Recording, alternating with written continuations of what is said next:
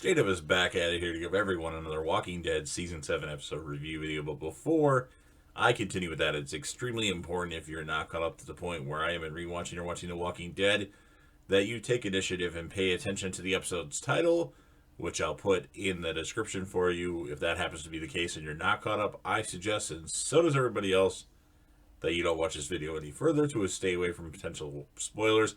This will be The Walking Dead Season 7, Episode number 10. The title of this episode is called New Best Friends. And this, of course, will be my review, reaction, recap of the episode. An episode that I've seen a couple times, just reviewing it, to have it on my channel and reviewing it, because they announced that Season 11 of The Walking Dead is going to be the final season of The Walking Dead show, not necessarily the end of The Walking Dead story. We have King Ezekiel, Morgan, and several other members of the kingdom, like Ben and Richard, meeting with the Saviors for their weekly supply drop. During this, the annoying long-haired Savior, Jared, gets confrontational with Richard and demands his gun. Richard refuses until Ezekiel orders him to do so, and then Richard hands over the gun to Jared with an insult at Jared, causing Jared to lunge at him, but Morgan uses his wooden staff to stop it. For the infraction, the Saviors, Gavin, Jared, take Morgan's staff. And then they leave and warn them to avoid these types of incidents in the future. And then back at the kingdom, Richard hands Daryl a new crossbow and explains that they share the same goal, killing the Saviors. Daryl is asked by Richard to help him defeat the Saviors. Of course, Daryl agrees, and Richard leads Daryl to a hiding spot on the highway that he knows the Saviors use.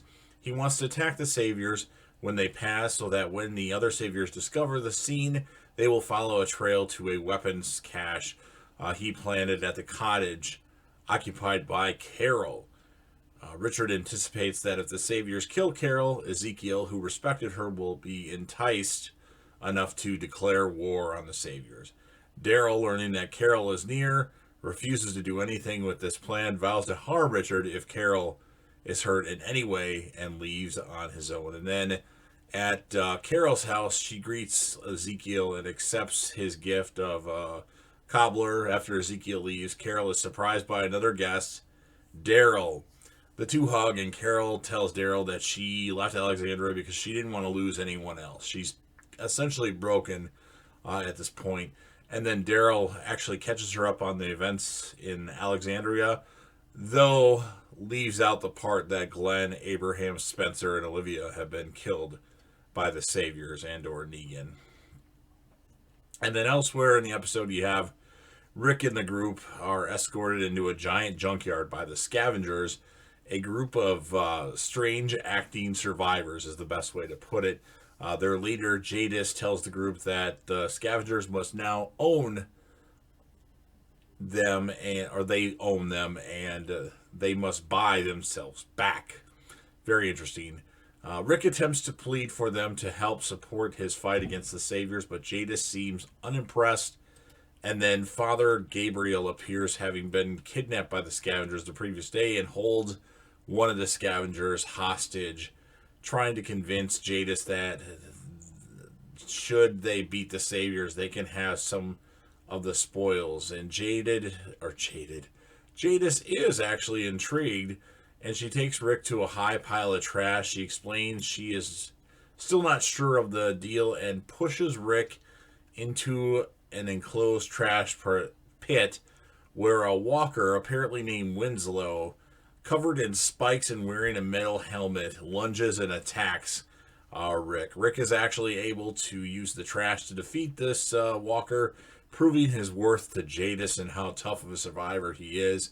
He even gets his hand cut open because he has to put his hand on top of the helmet part of this walker, and the spike goes right through his hand.